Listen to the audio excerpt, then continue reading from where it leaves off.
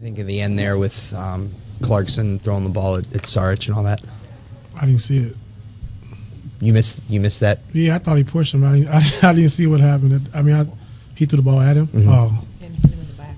Oh, okay. Well, I thought it was probably, not right. He went in for the layup. I'm not sure. I just, but just talk about the game.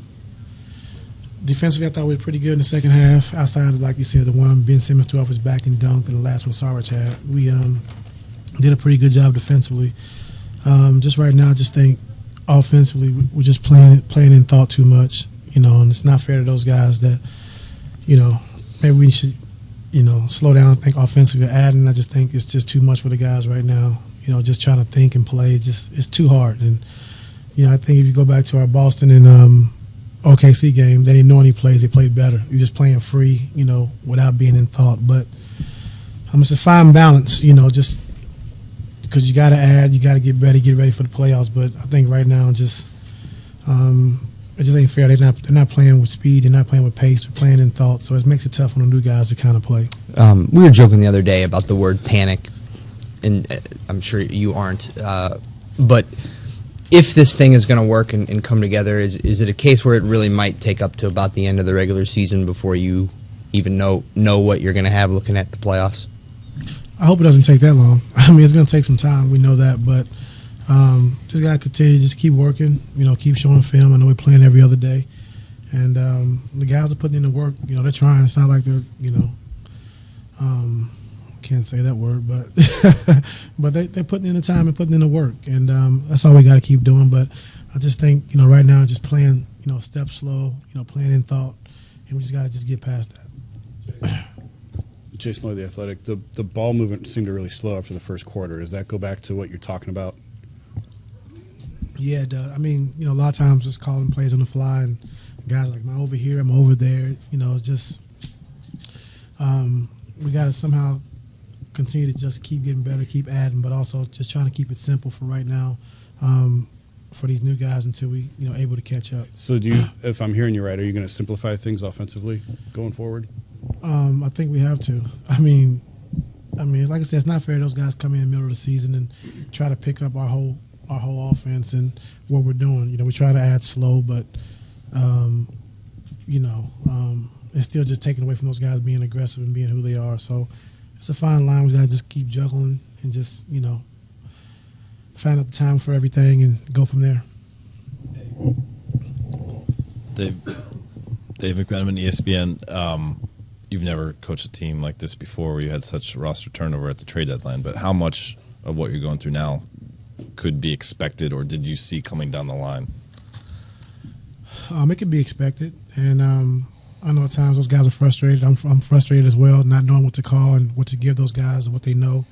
But we just got to continue to just play through it. I thought, like I said, effort, intensity was there. We're playing a little too slow in the half court. I think even in transition-wise, we're playing a little too slow. So got to play faster and just continue to keep getting better, keep building. Tyronn Potest, the Sports Animal 1390.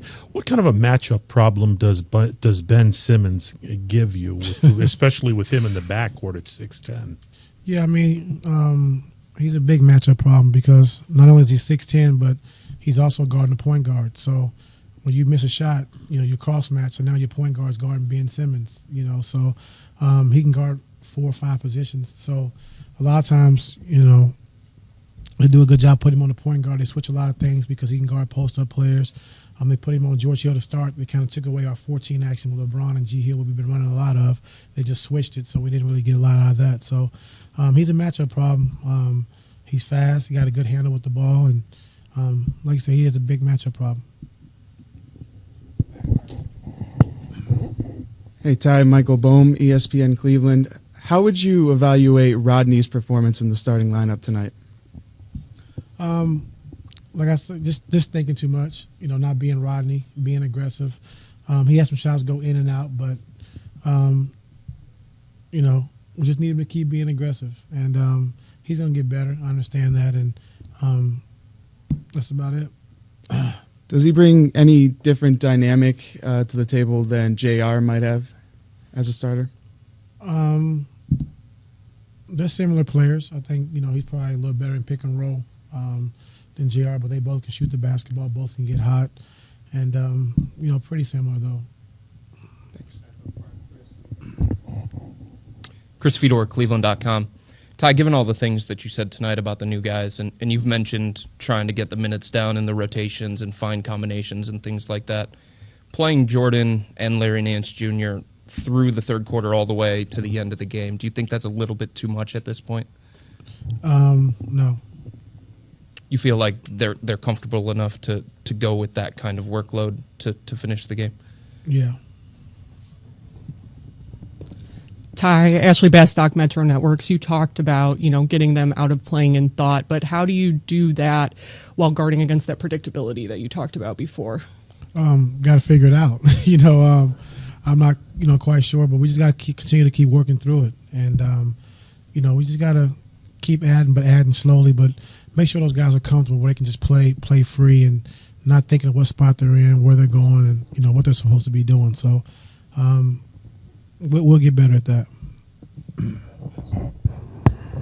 Ty Spencer Davies, Basketball Insiders. It's a lot of adjustment period for everybody, but Jeff, he's had a cold spell, shooting the three at least. Do you think that's a direct result of him not having the ball in his hands and being able to drive and open up his game maybe?